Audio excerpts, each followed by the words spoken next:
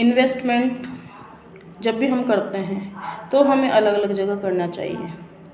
SIP में, mutual funds में, FD में, आरडी में जब भी हम इन्वेस्टमेंट करते हैं तो हमें पता होना चाहिए कि कौन सा पैसा हम किस लिए इन्वेस्ट कर रहे हैं और उसको इन्वेस्ट करने का हमारा पर्पज़ क्या है।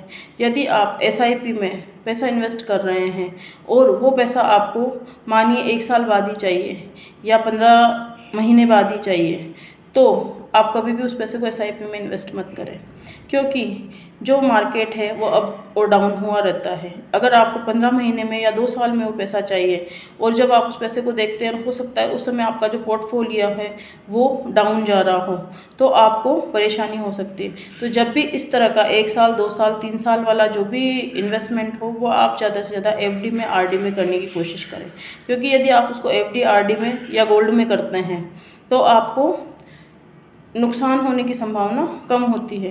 किंतु एसआईपी अगर आपको करनी है तो वो आप लॉन्ग टर्म के लिए करें। अगर आपका टारगेट 10 से 15 साल या 15 से 20 साल का है तो आप ज़रूर एसआईपी करें, तो उसमें आपको बेनिफिट होगा। किंतु यदि आपका टारगेट 1 साल, 2 साल है या आपको सपोज मानिए 1 साल बाद कुछ करना है, उसके लिए आप एसआईपी कर रहे हैं, तो वो हो सकता है कि आपको उसमें नुकसान भी उठाना पड़े, क्योंकि जो आपके इन्वेस्टमेंट के तरीके हैं उनमें आपको कम से कम 5 तरीक़ों में इन्वेस्ट करना चाहिए।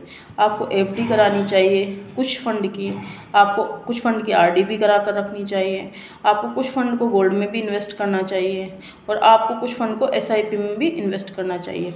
अगर आपको स्टॉक मार्केट की अच्छी नॉलेज है और अगर नॉलेज नहीं है तो भी आप जिसको उसकी नॉलेज हो, जो आपके फ़ंड मैनेजर होते हैं, उन्हीं के द्वारा आप अपने स्टॉक्स का भी करवाएं। किंतु इन्वेस्टमेंट ज़रूर करें और जो भी इन्वेस्टमेंट करें उसका आपको पर्पज़ पता होना चाहिए कि भाई ये जो इन्वेस्टमेंट किया है मैंने मेरे बच्चे के एजुकेशन के लिए किया है। यदि आपने अपने बच्चे के एजुकेशन के लिए इन्वेस्टमेंट किया है तो उसकी समय सीमा आपको पता होगी और उसका आप अच्छे से बेनिफिट ले पाएंगे।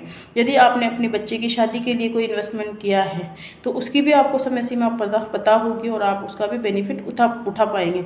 किंतु यदि आपको कोई 6 महीने, साल भर, 1.5 साल, 2 साल में कोई ऐसा कार्य करना है जिसके लिए आपको पैसे की ज़रूरत है, तो उन पैसों को आप एसआईपी में या म्यूचुअल फंड में बिल्कुल भी ना डालें।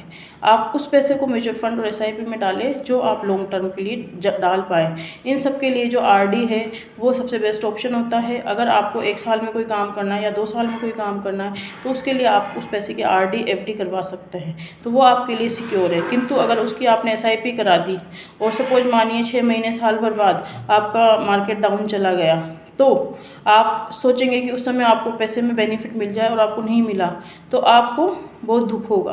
तो इसलिए आप अपना जो भी इन्वेस्टमेंट करें आप समझ कर करें। यदि आपको समझ में नहीं आता है तो जो ये सब करता है उससे जानकारी लें। वैसे भी आजकल तो गूगल पर और